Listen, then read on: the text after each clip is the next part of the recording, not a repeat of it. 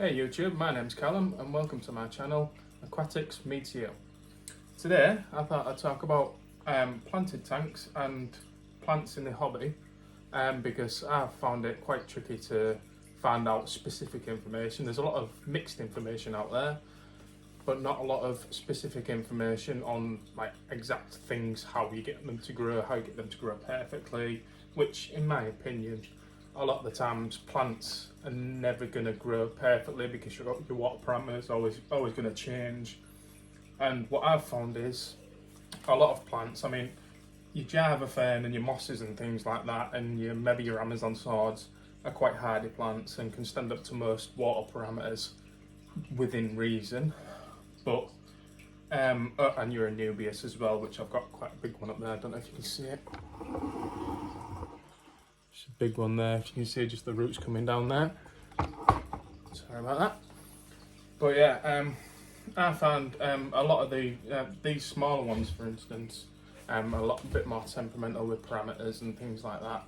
And like for instance, like this one here where the end's coming off, that's because the plant's coming a bit brittle. Just because like of a nutrient imbalance in the water.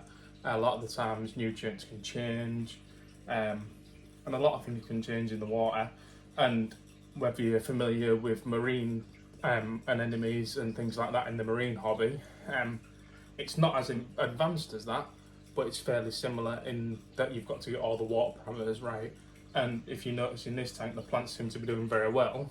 And I found that that's because there aren't that many fish in here, and fish producing waste and all things like that. Yes, plants feed on the natural matter in the tank and all the things in the tank and everything like that.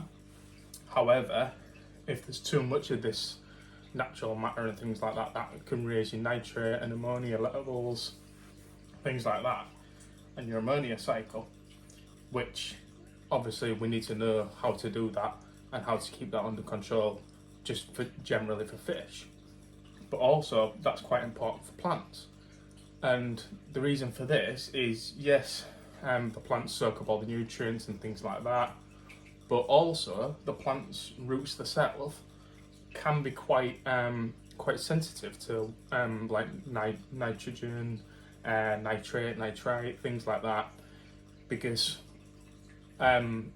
being with fish, how it can bend the fish's gills and things like that and cause damage to the fish, it also causes damage to the plants, not so much the leaves, but the roots. And the roots are mainly what soak up a majority, about 70% of the nutrients what the plant takes in. Obviously, the leaves take in a small amount of nutrients and things like that, but ammonia and things like that, and your nitrate levels, which in a heavily stocked tank, like when I had my big one set up over here, which I mentioned before I've had some problems with, so I've had to shut that down.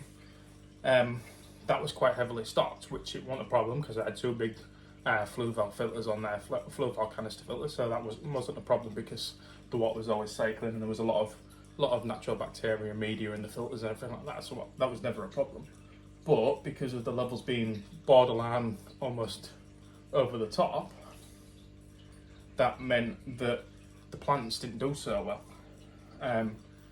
And things like oxygen levels, like obviously plants produce oxygen, but one of the things that I found in my research, which a lot of people don't really mention that often, is plants actually take in oxygen on the night, like when all the plant lights go off and things like that. The plants stop photosynthesizing, so they start soaking in the oxygen. So they produce oxygen, which is good for your tank, good for your fish, but they also soak in the oxygen. So yeah, that's one thing. And also, like I say, the TDS, which is your natural matter, your micro dissolved solids.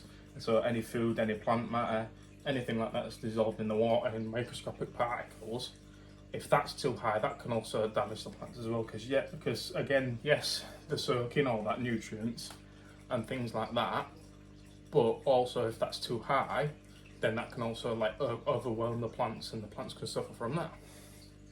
And also plants also suffer from like If there's too much copper in your water or anything like that, plants really don't like too much copper. And like the sulfate levels, you've got to make sure the sulfate levels, everything like that are all right. And you can get testing kits, but sometimes it can be a bit expensive. So the way I find it is, if you use a nice natural bottled water with a low TDS and a low pH, then that can be quite good. Like I use this brand, which is quite a good one. I've been using it for 6-7 months now, because as I mentioned in my other video, this is a shrimp tank, so the parameters have to be quite good for the shrimps. So that works out quite well, but it also works out quite well for the plants. So as you can see, this Java fan, I think it is, I got that and it was about year big, about 10-15 centimeters. And as you can see, because I've been controlling the water parameters and concentrating on getting everything right for the shrimps, the plants have also benefited from that, and it's just exploded with growth. And as you can see, it's very big now. And the same with the Anubias.